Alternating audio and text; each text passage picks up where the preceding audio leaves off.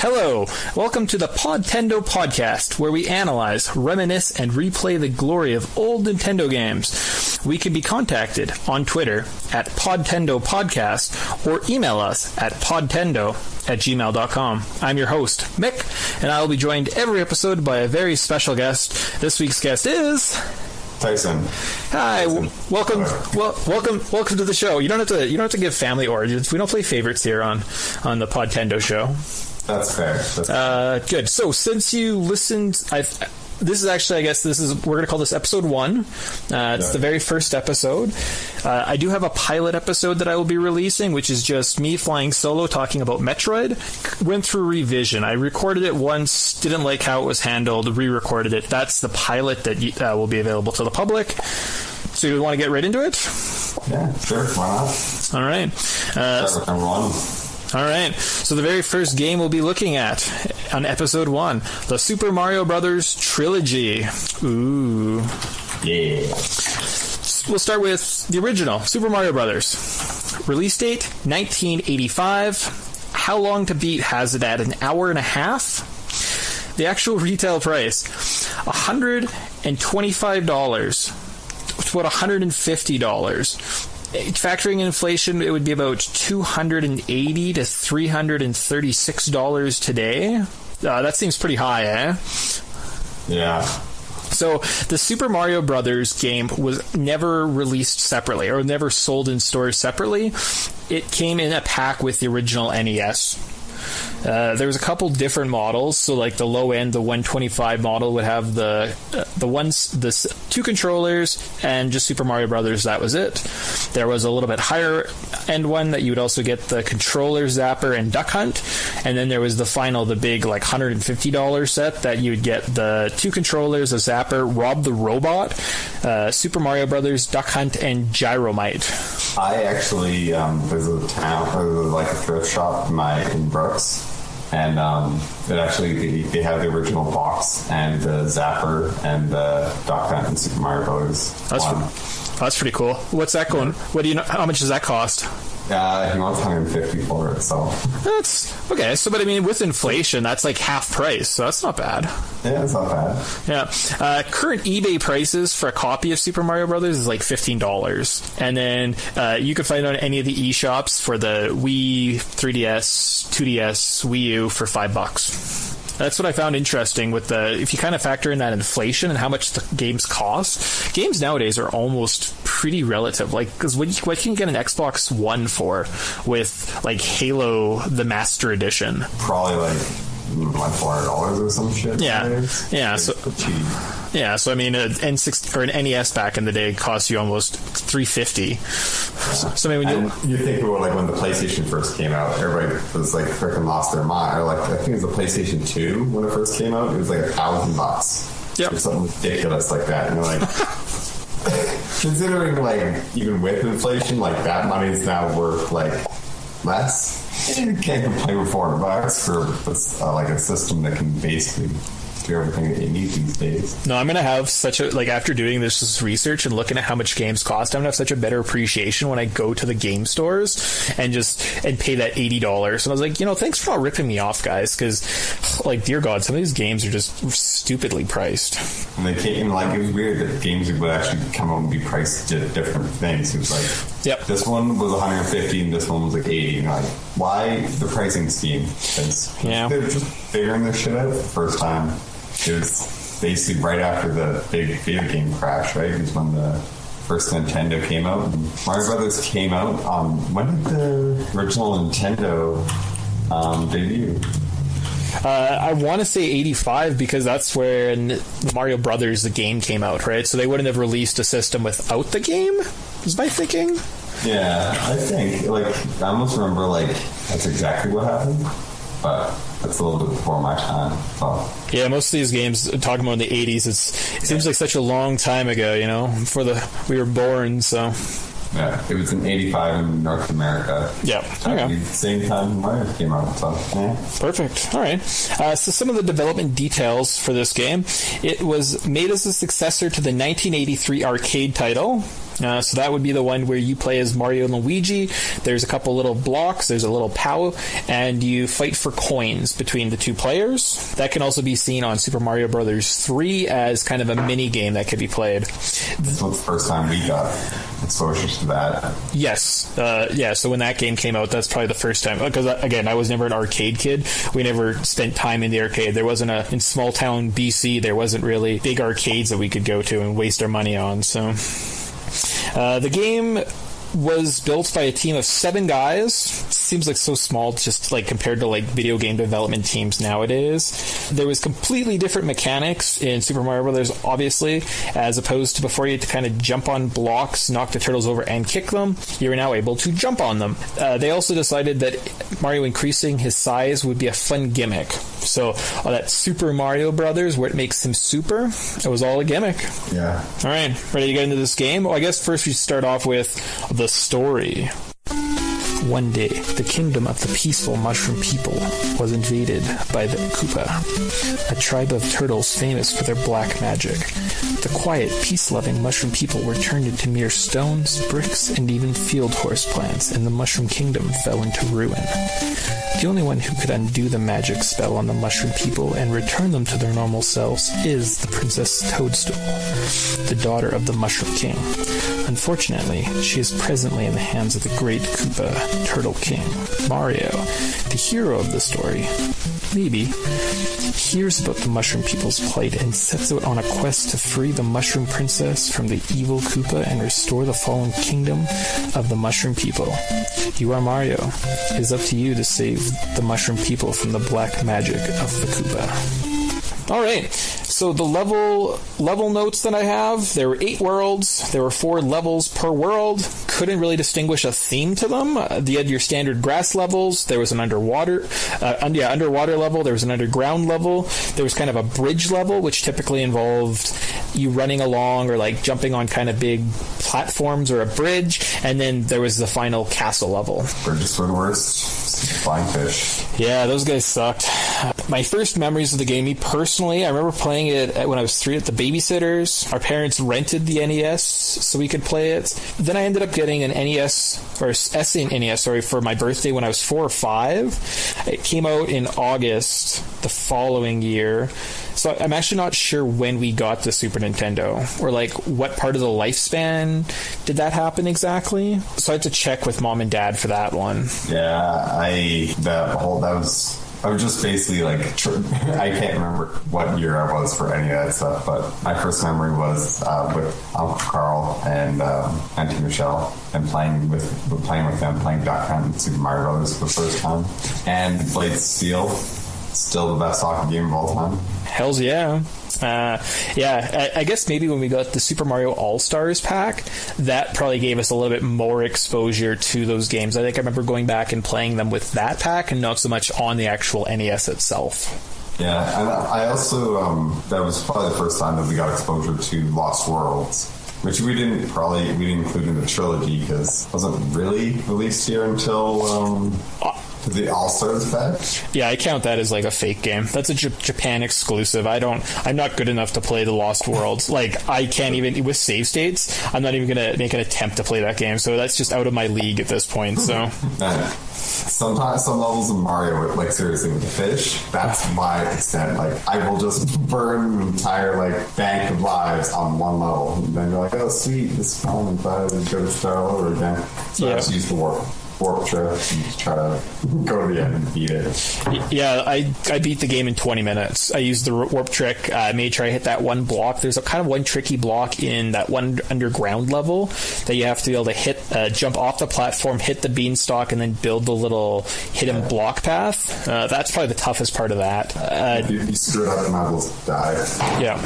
I kind of found there was odd momentum controls. I did make a save state. I think it was like level 8-3. I could make the jump 9 times out of 10, but then occasionally I would be doing the exact same motion kind of again and again, loading my save state. And as I jumped, Mario just wouldn't go anywhere. Like, you'd go up and then just fall in the hole. I didn't really get that. Weird. Yeah, and then the last note on this is just swimming sucks. Like, the bloopers are just the worst thing in the world. I hate them so much. I think for what it is, it controlled really well, but like looking back at it, it's pretty flawed. Like Mario has some odd weight to him. Like there's a delay there. Like if it's not, I feel like, oh, it's like you just gotta kind of get used to it. But there totally is a lag there for when you're playing that game. So like if you're like running and like you hit the button, there's that brief millisecond that it's gonna be like, boop, nope, didn't happen. You just fell into the river, and you're like, fuck's sakes. Yeah, that's my worst part with it. So like, as kind of like they progressed like number 2 and number 3, they kind of like perfected it. But I find number 1, the weight of the characters just getting a little bit off. That's fair. Yeah, that's a good way of calling it, though. The weight is just annoying and frustrating. Yeah. So let's move on to bigger and better things then. Super Mario Bros. 2. Yeah. It was released in October 1988. I was alive at this point. How Long to Beat has it at 2.5 hours, so the game time is expanding a little bit. Actual retail price, $42.99. So if we factor in inflation, it would cost $88 today. That's so stupid. I could go get Uncharted 4, and it's like $70 or $80, so it's actually cheaper than Super Mario Bros. 2 would be. I think the new Doom, like the full version of Doom with like all the 1, 2, 3 or whatever bundled in, as they always do with their new Doom game. It's like $80. And like that's 4 games for the price of this one. So. Silly spoiled. Silly 80s kids. Current eBay price about $32. I think there was a bunch with like including shipping. You get a cartridge for about $32, and then the eShop price obviously about $5. So very affordable. So we kind of delved into this real Super Mario Bros. 2, The Lost Worlds. That was a Japan exclusive. And it was basically the hard mode to the original game. Nintendo of America decided that the hard mode would kind of hurt this cult following that they had for this character, so they decided to reskin a game called Doki Doki Panic. If you're new to the internet and have never heard of video games before, welcome to that history lesson. Otherwise, I'm pretty sure everyone has a good feeling for what Doki Doki Panic was. Yeah, it was supposed to be like an adventure game, essentially, and with a bunch of different characters, and they just reskinned it as Mario characters in North America, because there's no way we could wrap our heads around the skills of Super Mario 2, which, to be honest, I still can't, so they might have done a little bit right on that one. You know, that's fair. And one of the notes, I don't know where I found this, whether it was just like a random YouTube channel or some fact page, but Doki Doki Panic was actually created as a spin-off or like a counterpart to the Super Mario Brothers series. Super Mario Brothers moves left to right, or I guess more specifically it moves to the right. Doki Doki Panic was built because they had compilated a bunch of these ideas of what puzzles can we have left to right, and we also had a vertical section. They put all the vertical section into Doki Doki Panic. Hence why there's so many times where you're climbing up like a mountainside, you're trying to go up and down these towers. So it's kind of cool that Doki Doki Panic was sort of a spiritual sequel to Mario anyways, and they just gave us that in the terms of Super Mario Bros. 2 USA. So I always thought that was kind of neat. Yeah, and I don't know where I remember hearing this, but wasn't it during like the development of the first Super Mario Brothers? They originally were like wanted up, so it's gonna be like left, right, and up. That was gonna be the whole thing. But then like the whole like A and B, the jump button and the run button eventually came out of trying to like work with just pressing up. Like this doesn't really work. It's hard to kind of carry momentum. It's hard to run, so they added a run button. Then they're like, well, it's kind of awkward to jump, so they added a jump button. Then eventually it just felt natural to have it down and up. So. That's kind of neat. All right, so let's get into the story. One night, Mario has a strange dream. He finds himself climbing a long staircase leading to a mysterious door. Opening the door, Mario's eyes fall upon an incredible world unlike anything he's ever seen. A quiet voice spoke to Mario, saying, "Welcome to Subcon, the land of dreams. Our once beautiful world now suffers at the hand of the evil Wart. Please help. Only you can free us from his tyranny. Oh, and remember one thing. Wart hates vegetables." However, before Mario could figure out what was happening, he suddenly awoke on his bed, realizing it was all a dream.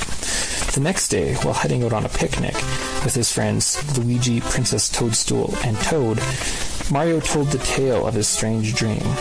Hearing this was quite a shock to his friends, who all had the very same dream the night before. Upon arriving at their picnic spot, the group noticed a small cave. Inside was a long staircase that led up to a door. At the top, the four friends opened the door and stood shocked by what they saw. It was Subcon, the world of dreams. All right, the level notes I have for this game. This one, we have a couple more distinct themes going on in this game.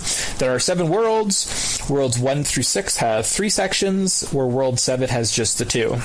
World 1, Grass, Cloud, Mountain world, and the boss at the end of this section is Mouser.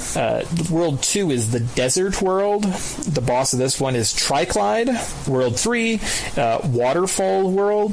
That sounds stupid, but there's lots of waterfalls. They've already recycled the boss at this point, and we're getting Mouser again. World 4, Ice world. Everyone knows those little fluff balls that runs around. That's where you'll find them here. Fry Guy is the boss at this one. So when you were playing through this game, did you use the warps, or did you try and beat? Yeah. Okay. There's once in my life I went through and beat all these worlds kind of top to bottom. I think I remember that. That was like a summer, or that was like a weekend when we were kids. I was sitting there next to you, and I remember when you got into Warp for very first time. I actually saw like the actual bad guy. I forget, like I think you died, and then we didn't get to see the ending, and then like I forget what it ended up, but we ended up like finding out the bad ending anyways, and we were just like, kind of all heartbroken because it turned out to be a freaking stupid dream. Yeah, that is fair. World 5 is the underground cave world. The boss was Clawgrip. I had to look up a video because I also used the warps on this playthrough. I have a note that I never fought Clawgrip before. I definitely have seen him though. I think when I lived with Alex the one year, I went and I played through the whole game on the Wii console, and just kind of every time I died, kind of used the continue feature to just kind of keep powering through. And I'm pretty sure I beat the game like legit that year. So that's recently. World 6 was a Sky and Cloud world. The boss again is Triclide. And then World 7 was Wart's Castle. The boss was Wart. Do you have anything to add about any of the bosses quickly? You always fought the mini boss of Birdo. That was first game. Oh, yes. She got introduced. Yes, she was kind of like every little section ended with a Birdo fight of different form. There were some that spit fire, some that spit just eggs. Transgendered already appeared in a 1988 video game. That's kind of revolutionary. On the Japanese man. Yep.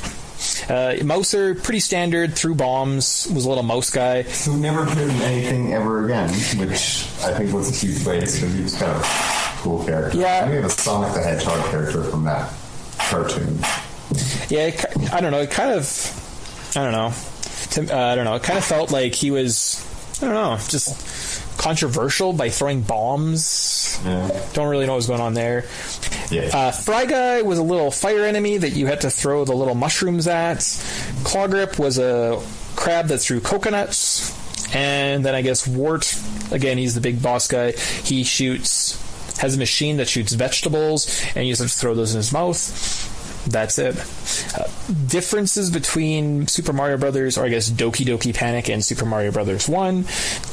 When you jumped on an enemy, you rode them. So you actually there was a throwing mechanic where you had to pick them up and toss them. So it was a little bit different in that sense. Other kind of big things that stood out for me, it's weird how many Shy Guys were in this game. Like, Shy Guy is one of the standard Mario Party, Mario World games or characters now, and this is where he came from. So it was a non-canonical Mario game that the Shy Guys came from, and he's this big part of the Mario universe now. So that's kind of interesting. No Goombas in this one, I think, right? Yeah. Is there a Koopa? I think there's a Koopa shell, but there's no Koopas. Is there? Yeah. It's one of those things where it's like it's so like, since it was spin-off games, there's not all those like typical games or typical characters like there would be in every other one. You guys know a monkey at some point? I don't remember the monkey. Yeah, I don't recall that one. might be thinking of Legend of Zelda. I've been playing both. Gotcha.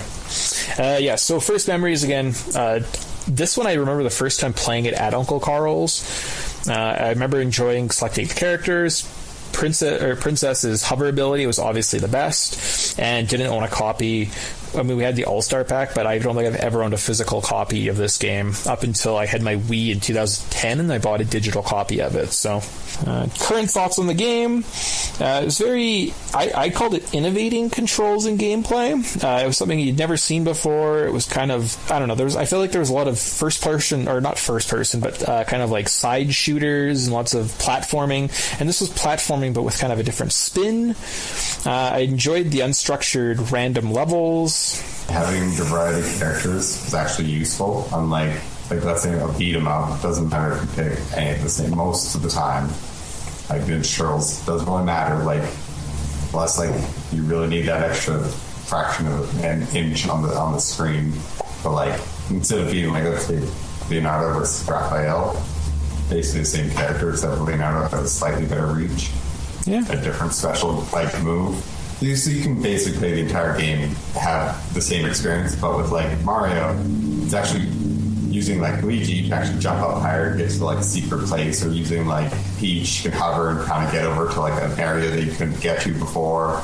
Toad will just let you breeze past bullet hell sections, I want to call them, with all the freaking things whizzing across the screen. You just gotta kind of jump up and down below them. It was actually adding characters with an actual purpose, as opposed to just filler. Yeah, no, that's fair. I found Luigi actually very helpful in this playthrough. I know I tried to avoid him in the past, but he can make some levels, you can skip giant chunks with just his, if you can time on a ninja guy or a ninja and his high jump, you can breeze through so much of the game. It's great. And then again, Peach has got the hover ability. Toad is the fastest, so the sand digging levels, having him, you can breeze through there. And then Mario's kind of that well-rounded character. I did actually beat the game, and I went through the credit sequence, and I have proof of that. On the credit sequence, they have the names of all the bad guys, and where Birdo is shown, he's actually called Ostro, and the enemy above him, which is an ostrich character, is named Birdo.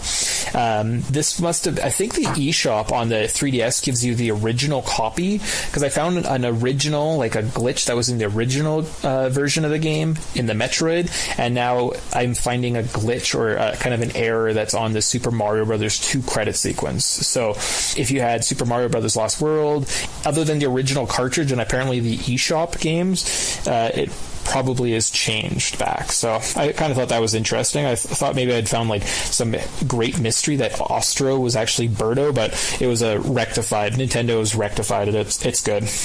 Yeah, so that was my proof. I beat the game. I watched the credit sequence, and I just didn't watch a credit sequence on some YouTube channel, so take that.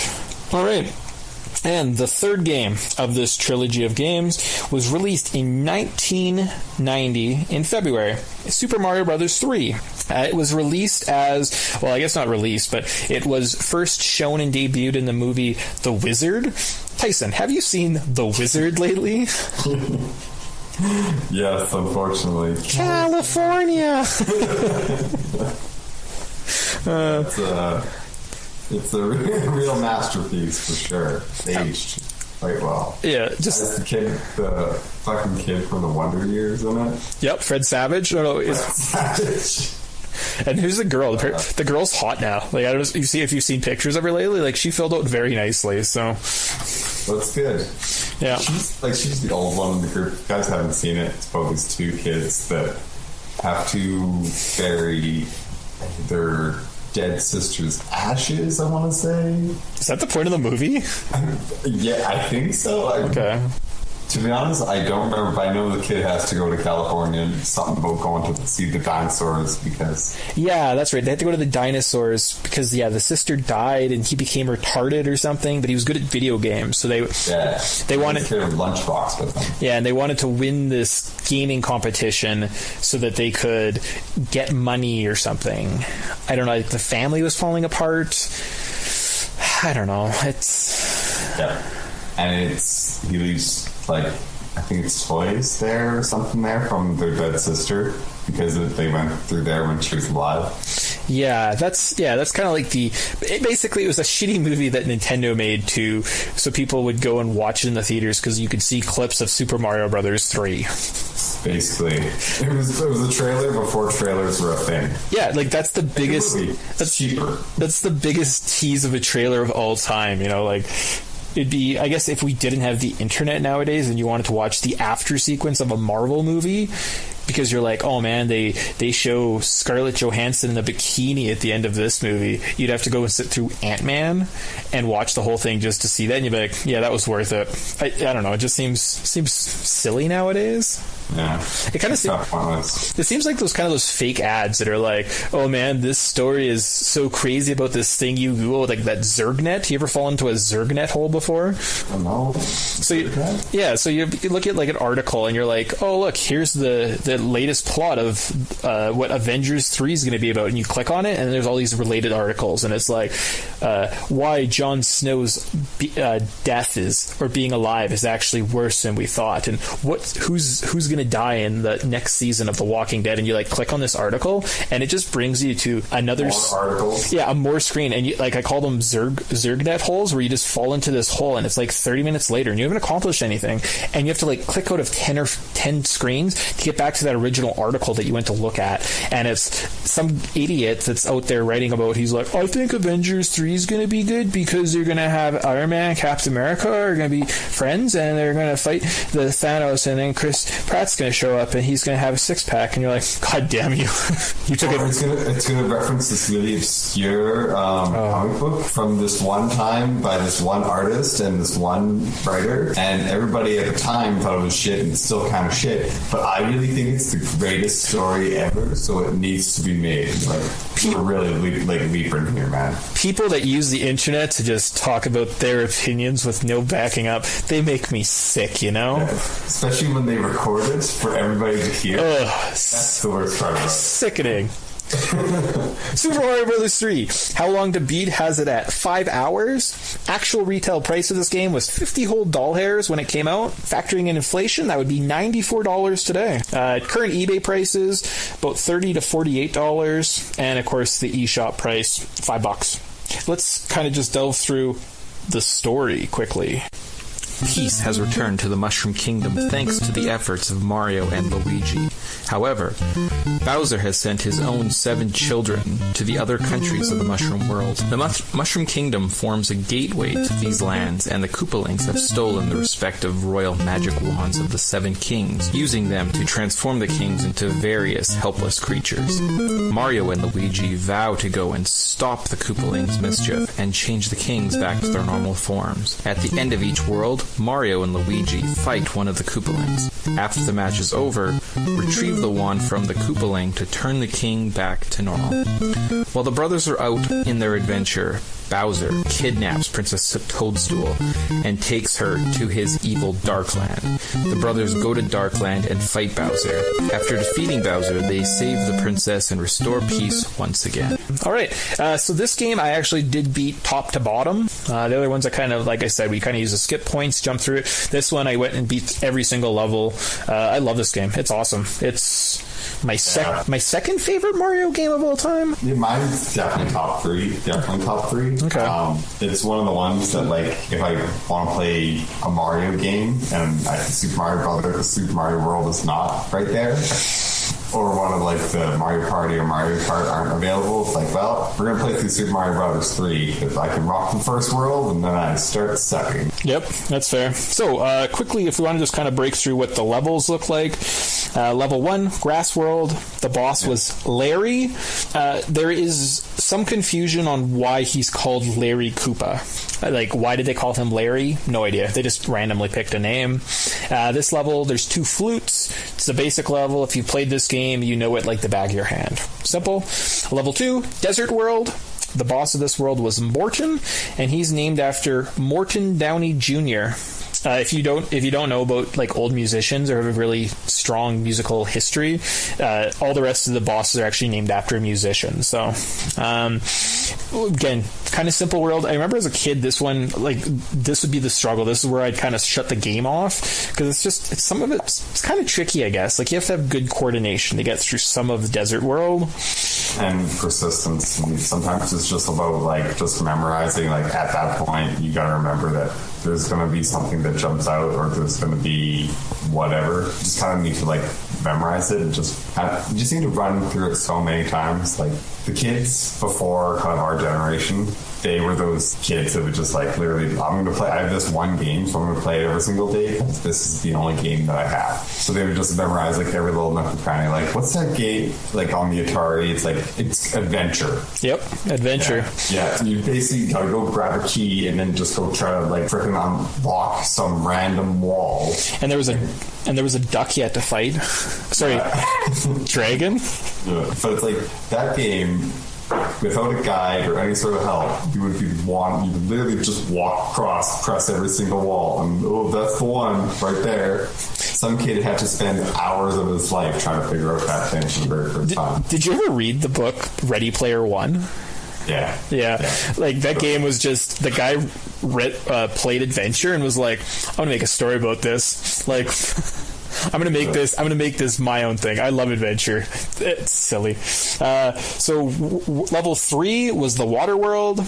Boss was Wendy. She was named after Wendy O. Williams. This is the level that I was like, I could never get past it as a kid, like ever. I could get past the Desert World on like the 50th try, but get to Water World and was like, no hope in hell. Level 4 was everyone's favorite, Giant World. The boss was Iggy, named after Iggy Pop. Along with Lemmy, they are the youngest of the siblings. I believe they're also twins. Yes, they are twins. This one, everyone likes it because everything's giant-sized. Makes sense. Level 5 was Skyworld. The boss, Roy, named after Roy Orbison.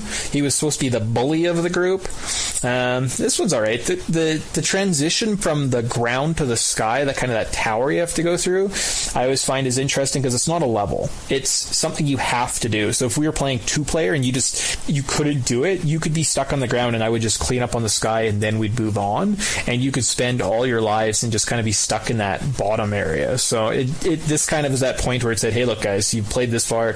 You need to have skill to carry on. Yeah. Level 6 was Ice World. The boss was Lemmy, named after Lemmy Kilmeister of Motorhead. So he's the twin brother of Iggy from Giant World. This level, pretty simple. It's just kind of slippery. That's how I would describe this level. Slippery. Yeah, that's nice. Level 7 was Pipe World. The boss was Ludwig von Koopa. He was the smartest and self-appointed leader of the Kooplings. I didn't know that until I read through a Wikipedia page about Ludwig. Who knew? Who knew?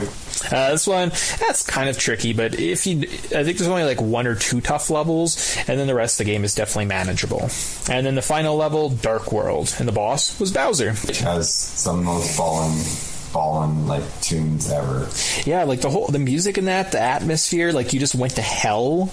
No. The second part, these scary hands. In a kid's game. Yeah, like pulled you under. There was these scary airships. It was I don't know. They must have imagined like no one would ever get to it, or adults wouldn't know how to get to it, so they just kind of, we'll just throw whatever shit at these kids. Yeah. They're just gonna be like, no, we're just gonna take this sucker up to 11 because you have earned your craft at this point. Like, man, it takes a lot of skill to get there without using all the warp pipes. We didn't even mention the warp pipes and all the mushroom huts, which are the only way I actually kind of experienced this game like full on is playing the levels specifically with the flutes, because I would have a hard time on beating everything because I'm not the greatest Mario player. I will admit platforms are not my forte, but having the like warp pipes kind of let you be either just go straight to the boss, or if you're like me, play Giant World, because that's easily the funnest. And then once you beat like Giant World, I think that you can use the next pipe to still get to Dark World, but I used to just skip to 7. I think you only can skip to 8. The official way is you're supposed to go flute takes you to warp land, and then use a flute again, and it takes you to the bottom rung. Yeah, but I was thinking like if you use it like, because if you use like the flute once and then you go straight to like the first one, it goes 2, 3, 4. Yeah, and so you go to like Giant World and then you beat it, I never did. Then you get stuck about halfway through. You take to the next one, then go to Pipe World. Oh, I see. Yeah, so you'd have to beat Pipe World to get to the end of the game. So you kind of hampered yourself a little bit there. That's fair. First memories of this game, I think we played it when we rented the NES. I remember there was a weekend where Mom and Dad rented the NES from the gas station. I remember playing it then. I don't recall it a lot. Obviously, the first time I played it, Uncle Carl's again, and to me, it always felt like the best and biggest Mario game. Mario was very straightforward. It was kind of like a skeleton of what was going to be. Mario 2 was weird, and then Mario 3 was like where they really hit home. You could jump, you could carry Koopa shells, you had a bunch of power-ups, there was little houses that gave you flowers, gave you stars. It was great. They were really perfecting the formula at that point. They were really like, this is what a Mario game should be. Yep. And just they nailed it at that point. Right. Mario 1 was kind of let's just see how this plays out. Let's just go left and jump. And then I think it was they developed, or Miyamoto, he's the creator of Mario, right? Yeah, Miyamoto. Yeah, because he was working on 2 projects, Legend of Zelda and Mario. And one was, they basically had 2 teams, come up with as much ideas as they could. And the one idea was moving all around and kind of go on the adventure from Miyamoto's childhood. And the other one was just try to use a mechanic that was fun. So they did the Mario mechanic and then the story adventure for Legend of Zelda. So they just kind of took an idea and they just threw it out at the wall. And they were like, let's try to make a game that's like this and let's make it fun. And that was the main priority. And then 2 was a whole different monster. But once they got to 3, they were like, this is what everybody loved in number 1, and we heard our feedback and we listened to it, and this is what we think internally, and they went with it, and man, it was so good. Yeah. All the secret passages, all the frog suit, Snooki suit, all the power-ups. That's when it originally started actually being fun. So I think Mario games was supposed to have a gun which is where the fireball came. Okay. Well, that makes sense. Yeah. Huh. Yeah, so since I've played this as, I guess, more, let's call it my adult life, or since my reintroduction to these retro games through emulators in 09, 2010, I've completed it probably a few dozen times. Levels are very short, tons of power-ups. I suck at that card game, that matching game. There's a set structure. You can actually look up online how to get through them, and there's 3 different variations. So the very first time you find a card, you could beat the whole thing. The next time you come up, you'd beat the second one. Then you'd beat the third one, and it'd be back to the first. So you could just stock up on those. It takes me almost the whole game to get 4 matches. I don't know. I don't get that. Maybe I'm dumb. I don't feel like cheating. I don't feel like doing on the proper way of doing it. I would rather just fumble my way through it and do it on my own accord. It's easy looking up a guide or watching some guy play it on YouTube and be like, I can do that, and just try to emulate it. But it's both why cheat on a game that's supposed to be fun? Yes, yeah. And one of my notes is I like to beat every world and every level rather than use the flutes now. I did learn about the third flute that's on the far right side of Desert World through a YouTube Let's Play at one point. I don't know how we learned about the flutes. I feel like there was this weird underground Nintendo culture when we were kids, and you'd go to the playground, not to play, but you'd go to learn about weird Nintendo things. Because I'm pretty sure that's how I learned about Metroid being a girl, was some kid that had Nintendo power, was older, would tell the other kids at the swing set, hey, Metroid's a girl, and everyone was like, ooh, and they'd be like, guess what? There's a flute on this level, and you hold it on this white block, and you're like, ooh. It was this weird cult that Nintendo had going around. Yeah, and if you knew a bunch of tricks in the game, you were hot shit. Yep. You had some street cred. But the thing that was interested at me was it wasn't just kids. It was adults too. I remember our mom playing Super Mario Brothers, Super Mario Brothers, just yep, and sitting next to us and trying to play these games, and we learned a lot of tricks from Dad's friend Chris Jenkins. Oh yes, that's right. Yeah, it was. It was adults taught the kids, right? So it was kind of strange, yeah. Yeah, and it was one of those things. It was one of those kind of things where, since it was so new and just kind of like the internet back in the day, or cell phones nowadays, is we're learning all this stuff together. So adults and kids, they have a common ground to talk about because we all have the same experience or the same knowledge on it most of the time. So if you find something new, you want to tell everybody about it. Oh, yes. Do you have my notes page opened up? Look at the very last note on my current thoughts.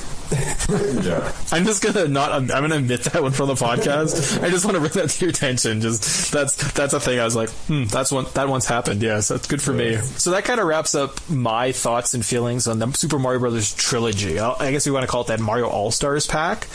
The reason I wanted to do one show on all three of these topics is something happened last year that almost made these games obsolete, other than that nostalgic factor. Super Mario Maker. Have you played this game? No, but I've watched it, and it's pretty amazing. Oh, like it's everything that a Mario game, everybody that's ever played a Mario game has dreamed of. Yeah, so how long to beat? About 4.5 hours, and you can beat the tutorial story mode of the game. It goes for about $70. There is an eBay copy that I saw for about $50. So, I mean, guys are selling it for a little bit less. eShop, $70. It was released last year, 2015, and it was my game of the year easily. Like, just loved it. Spent 2 months playing the game. Like, I'd have football on, or I'd be watching something on TV. Would have the Wii U control pad in my hand, was building levels, playing through them. Great game. Every time you said, I could make a better level than this, it said, now you can, right? It's kind of that. Yeah. It's so simple, which is so key, because like most people are not the most artistic people, but it gives you all those preset kind of tools for those that don't know much about it, and you just pre-populate. It's all drag and drop. Like it's people who use like kid pics or anything like that, or use stickers, for God's sake. Yep. It's that simple, and it just works. You can make crazy complicated things. I've seen people that just like, you basically, it's like a ride the whole time, and then there's the whole like every single jump has to be basic perfect, like. And there's replicas of games, like the first level of like Legend of Zelda or whatever people build into a Mario like level. It's mind blowing, and they add all the different skins, so it's like the old school classic version. So you can make these old school classic games, and then you can make the newer games or have like the newer 3D style. Yes. Yeah, like Super Mario World, I think is what it's called, the one that came out on the Wii U. That one it's a combination of the platformies that you're seeing in the originals with your like new Super Mario Brothers, with that kind of that Mario 64 feel to it.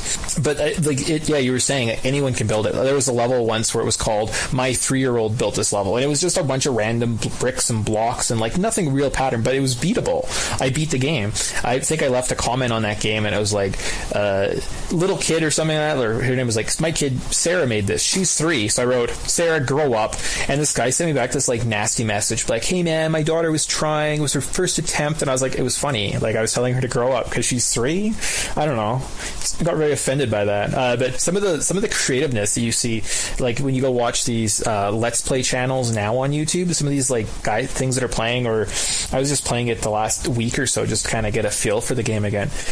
Some people are just better than me. Like they're so creative making the auto scroll levels, or some of the difficulty in some of the levels, like the puzzles that they make, with just such simplistic things like blocks, power-ups, and doors, and the puzzles they make is unbelievable, right? Like my like thing that blows me is people like will sit down and fiddle with the physics so that like you will literally bounce along, or perfectly do all these like just hold forward and run, and you'll just like kind of bounce all the way through like the level, and it's like, man, you guys have spent so much time on something that you care so much about, and it shows. Like they kind of like, this is a really cool starting spot. I wish the Wii U would have gave us more tools like this, because having that tablet in your hand is such a great creative tool. Like maybe not the greatest video game tool, but it can be used in a way of like creating it. Like maybe it should have just been like a developer kind of add-on or something that you could like, remember how they used to have the Super Scope? Yep. Like buy Mario Maker with the tablet and have a regular controller. And people might have bought into it a little bit more, but I thought the Wii U it started slow, but it's pretty amazing how something that everybody basically wrote off immediately was the perfect platform for something that was so needed in so many people's lives. And so needed in the industry. Oh, it's like I'm actually disappointed that the 30th anniversary of Zelda, which is this year, doesn't have a Zelda maker, or there's no like Metroid maker, or Donkey Kong maker, or Ice Climber. Like, just imagine retro Nintendo maker. How great would that be? That you had the tools that you could just build all these worlds. You could put Metroid into a Donkey Kong world. You could put Metroid into a Mario world. How cool would that? Like, how fun would that be? You know what I wouldn't be surprised about? I remember a long time ago, Mario was patenting a bunch of like emulators essentially for smartphones and like ways of replicating the same thing that they had on a smartphone. And it never really came into anything. So you never know. It might be one of those things that, like, if the NX goes really well and they end up blowing us all away, and it's not just like, all the consoles need to be lined up and we use all that power, but if it actually like integrates like mobile phones or something crazy like that, then all of a sudden it's like, wow, we can run everything on 4K because smartphones sell really well. But it'd be nice that like if they actually had like Mario, like old makers on like smartphones, so you can make it on the go. Like imagine like sitting on the bus or on a road trip or something on your phone and making like Mario levels, or making any old, like making it a Zelda game. Like that would be perfect. It's the same idea, like drag and drop. Perfect. But, yeah. And I guess the one thing that we didn't really touch on is, did you ever touch into or see or play any of the Kaizo Mario levels? Oh, no. Like I've seen them. They've had these things called ROM hacks where they've taken the data from Super Mario World and created just the most complicated challenges ever, where guys are literally doing save state, and then piecing it together to make that kind of that congruent levels. It looks super professionally done when somebody can play it. It's kind of just troll the game, and lots of Super Mario World is just that now. You go and you play it, and it's impossible to play. Like, I'm trying to play one on, it's called like Super Expert or something levels, and you have 100 lives to get through 16 levels. It's so frustrating. There's lots of ones you can just kind of swipe to the left if you want to get rid of the game, and there's some where I just like, it'll be like 10 in a row where I just like, just looking at the start of it, I know you can't do it. It's almost impossible. So there's that kind of that trolley aspect of it, but so that happens. I think I saw the completionist on his stream doing that, because Tim and the other guy, Alex with the beard, they were doing the Kaizo Mario games. Yes. Yeah, so that's kind of, I think that's where Mario Maker kind of comes. So people do add or do owe a little bit to that whole ROM hacking community, which was popular like mid 2000s, I would say. Even like late 90s. Like I remember. I'm trying to remember when we first started downloading emulators, like dial-up on cool ROMs. It was at least 2005, because I was in university at the time, and the second year when YouTube first came out, I remember I used YouTube to watch Super Mario playthroughs, Super Mario ROM hacks, and this stupid video of like MC Cool Pants or something doing this comparison of Resident Evil 5 to Kingdom Hearts 2. It's the dumbest thing in the world, but he would be like, Kingdom Hearts 2, you stand around and you play and for 7.5 hours and you're not Zora. Where's Sora? Why aren't I Sora? Versus Resident Evil 4, all of a sudden you're like, run, Gypsy, there's a zombie, jump. It was the stupidest 5-minute video, but I must have watched it, I don't know, 1,000 times, and that was what YouTube was to me. It was just that video and ROM hacks. So I remember that kind of when I went to Fernie for high school, like grade 11, 12 or whatever. Okay, so that'd be 2005. Yeah. Right around that time. Okay. Do you have anything else to... I've been talking almost about an hour now. Sir. Do you have anything else to add into the conversation? No, I think we kind of tied it up quite nicely. We've talked and everything. Yeah. I tried to add everything that I can remember, but I mean, video games, we talk about this stuff for forever. Yeah. Yeah, no, thanks. You were really insightful. Like, some of the things you're saying, I was captivated just listening to you. So, no worries. I tried to do a little bit of research. Yeah, it'll add a lot. Thank you. So the next game, I think I'm going to do Zelda. Are you interested in coming back and being part of the Zelda podcast too? Sure. You want to do Zelda 1? Yeah, I was going to do Zelda. I want to do Zelda and then Zelda 2 separately, because Zelda 2 to me is this whole, like, I could spend 30 minutes just talking about that game. I love it. I want to kind of experience playing through it again. So let's do Zelda 1 and let's do Zelda 1 tentatively as the next game. And then I might bring another guest in somewhere along the line, but we'll treat that as such. I got to figure out how to get these online. That's my next thing. And then I guess my little closing statement. So, thanks for coming on, and thank you for listening. You can contact Podtendo on Twitter at Podtendo Podcast or email us at podtendo@gmail.com.